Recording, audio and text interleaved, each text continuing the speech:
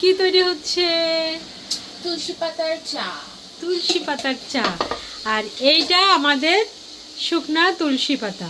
এই যে এইভাবে হচ্ছে আর এইভাবে শুকিয়ে কেচি দিয়ে কেটে কেটে এই যে বয়াম ভর্তি করে রেখে দিই। আমাদের এত তুলসী পাতা, এগুলো মানে অনেক করা যায়, আরো করতে পারতাম। ফেলেও দিয়েছো কিছু, তাই না মা? এক সময় হ্যাঁ, ওই যে কেটে কেটে যে গাছ ঝাঁকড়া হওয়ার জন্য ফেলে দিতাম। তারপরে ভাবলাম যে কেন না তুলসী পাতাগুলো শুকিয়ে রাখি, তারপরে এভাবে শুকিয়ে রাখি। এটা কিন্তু একদম আসল তুলসী পাতার মতো হয়ে যাবে। এই যে গরম পানিতে দেওয়ার ফলে এই যে সবুজ সবুজ হয়ে যাচ্ছে, কিছুক্ষণ পর একদম এই যে পানিটা কিন্তু এই যে সবুজ হয়ে আসছে কিছুক্ষণ পর। এখন হচ্ছে তাপ কম, তো আরো হবে। এই দুপুরে থেকে কেন যেন গ্যাস না, আমাদের গ্যাস তাও আছে, এই যে ভালোই আছে। এই যে কম মানে এতটা, সবাই ইউজ করে তো।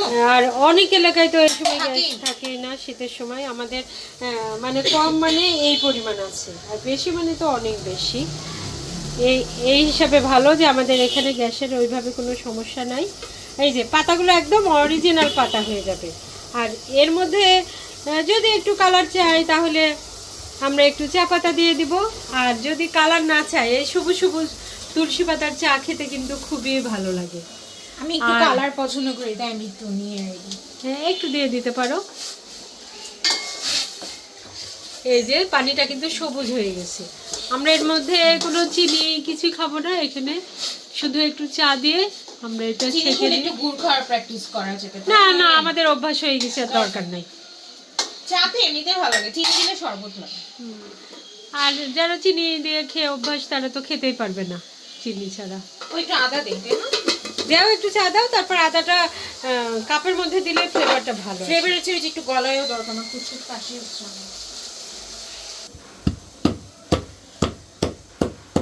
হ্যাঁ, কাঠের গুলো ভালো, এই প্লাস্টিকের গুলা সব ফেলে দিচ্ছি। এখন আমার নেল পলিশ নখ কি সুন্দর লাগছে না?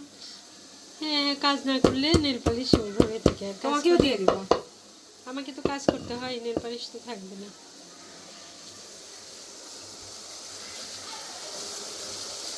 এই যে আদা সহ একটু ফুটবে, আর কাপের মধ্যে কিন্তু আদাটা দিলে ফ্লেভারটা খুব ভালো আসে।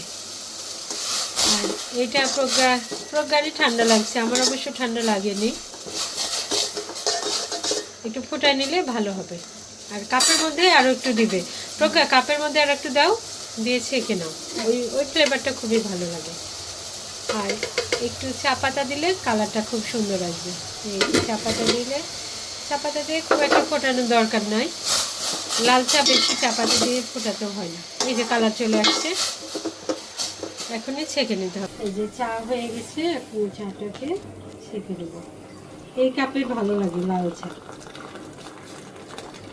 দেখা যায় লাল কালারটা, এটা তো আমার কাছে খুবই ভালো লাগে।